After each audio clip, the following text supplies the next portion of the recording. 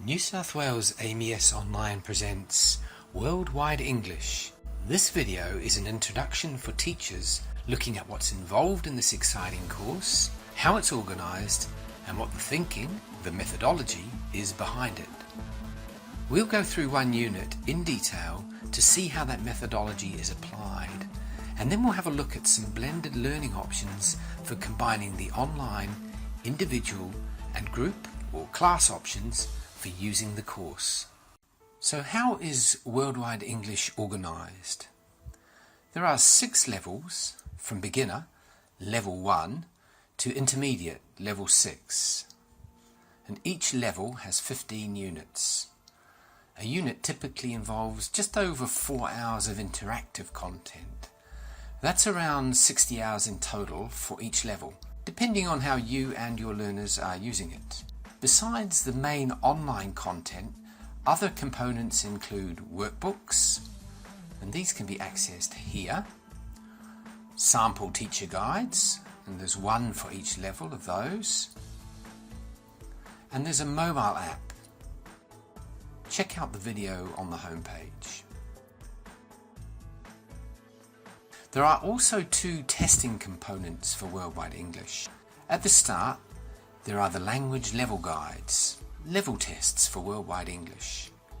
The language level guides can be done before starting the course to stream learners to the best starting point for each individual.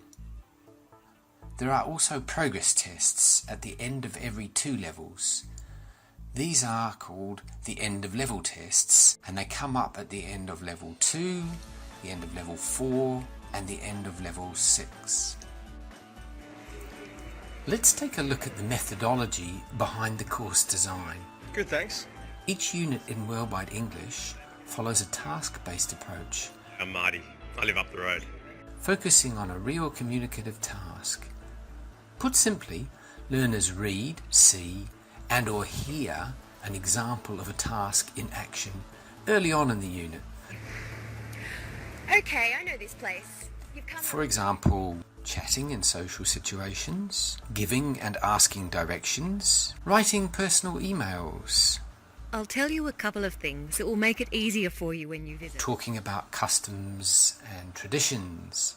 They then spend the remainder of the unit studying the language from the task and the way the task is done, and they build gradually through specific practice activities towards their own version of the same task.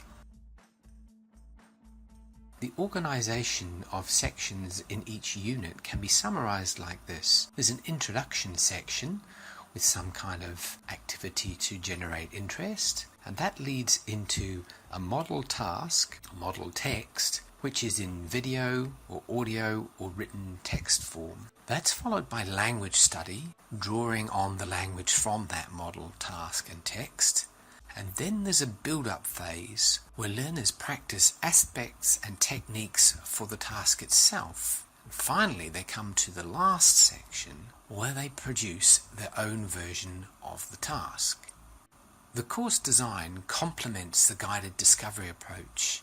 A pool dynamic drives learning by allowing instructional content to be accessed gradually and proactively by learners, rather than pushing large quantities of information in a way which can be overwhelming. So let's go through a unit and see that organisational model at work. Here's a unit where the task is all about giving simple oral descriptions of people. So, we start with the introduction section, called Getting Started, and we just ease in by matching some snippets of descriptions with some pictures. This is just a taster, remember, an introduction. We're not trying to get too deep into teaching language and functional phrases yet. That will come later. Then we see an example or examples of the main task, and that will produce sample texts. The context here is giving a description so a friend can be picked up from the airport. Describe her for you. Sure. Well, then let me see. She's got blonde hair and blue eyes. She's fairly tall, just slightly shorter than me. And that video of the task, which has a transcript, is also exploited for receptive skills. Here, listening, but elsewhere, reading. Then, still in the Getting Started section, we get a tabulated version of the text, highlighting all the structural, language, and other features we're about to study. So, that's a map for what lies ahead. Now we move to the language block, the language focus, and we're starting to pull out examples of tenses, vocabulary sets, functional phrases, and other features that are embedded in the text. In this unit, we obviously have lots of language around descriptions, adjectives, nouns, phrases. Most units have a minimum of 2 language points, and each point or language area comes in 2 or 3 stages, 2 or 3 screens. First, there's an activity to explore the area and think about how it works. Then there's some practice, and then, where appropriate, some pronunciation. And as you see here, there's a great range of dynamic variety in the activity types deployed to promote this process of exploration and guided discovery. At this point, we focus back on the main task. We move into what's called the task preparation stage. Remember the description we saw earlier? Well, now we begin to work on the skills and knowledge needed for the learner to produce their own version. Remembering that the example we saw earlier in the unit was all about giving an effective, short, oral description, we tease apart the techniques, the useful phrases, and the discourse sequencing, the order that things get done, in order to get to the heart of the task. We now isolate these features, skills, and techniques for learners to work on individually. The pattern is similar to the one we saw with the language section. Each point, feature, or area is first explored and experimented with, and then practiced in a controlled way using the same content. Finally, we get to the last of the main sections. Your turn. Now the learner builds a personalized version of the main task. They are scaffolded and supported as they begin to put everything together on their own version. The scaffolding comes with prompts, cues, stem sentences, and example recordings. So you see here, the learner drafts their own version from the prompts, uses the samples to compare with their own version, and then they can practice the full speaking task. This stage can be done as pair or group work, and it can be recorded. We'll look at some options for that in the next section, but for now we leave this section with the unit having come the full circle as the learners get to the point where they are producing their own version of the task they saw at the start of the unit.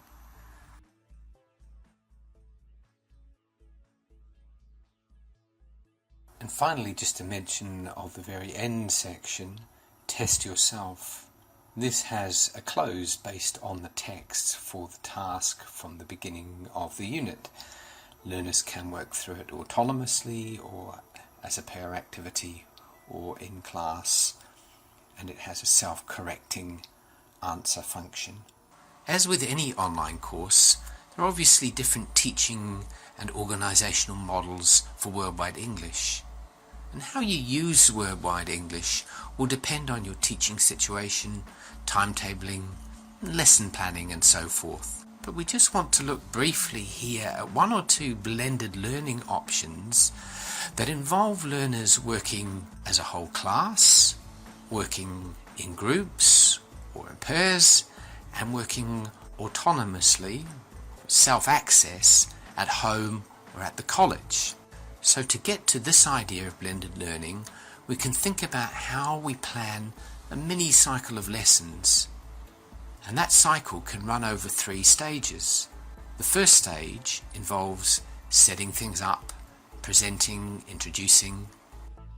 The second stage involves the self-access, and that can be alone, pairs or groups. And the third stage is the review and the follow-up. Now what that means is that most lessons will have some follow-up from the last sequence and then later some setup for the next sequence. It's also useful to think about the interaction for each stage. Does the interaction involve the whole class? Is it teacher-led? Is it for pairs, groups, individuals? And is it in the classroom? Thinking about this gives us this kind of sandwich which can be used over a series of lessons or even sometimes in a single lesson. So as we're saying, you have setup phases, you have self-access phases, and you have review phases. So here's an example in action. And this is Unit 423, a unit where the task is all about doing a job interview. So as a whole class, and also in pairs and groups, the class has worked through the video content at the start of the unit. Remember, that's our model task and text. Then they work on some language,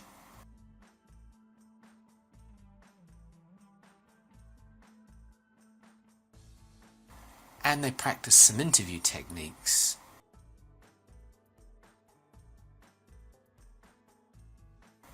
So now we've seen two types of interaction there, whole class and pairs groups.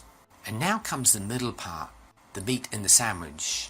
Learners can work on their own interview responses via the Your Turn page, and they can do that as autonomous self-access study. They might do it in class, they might do it in a workshop setting, or they might do it at home. The important thing is that they take control of that phase. Then later, they'll come back together at the start of the next sandwich cycle and review the work or the outcomes from that middle autonomous stage. And the other type of blending to think about as a teacher is down at the lesson level. Teachers can think about adding to the materials, changing the materials, and doing anything that suits their group of learners. And we ask questions like, what are the elements of our normal teaching that we can use with Worldwide English? Which classroom materials and techniques can support the digital online content? Check out this address to see some ideas and suggestions for combining classroom technique with digital content. And you can also visit this YouTube site to find out more about blended learning, if you haven't been there already.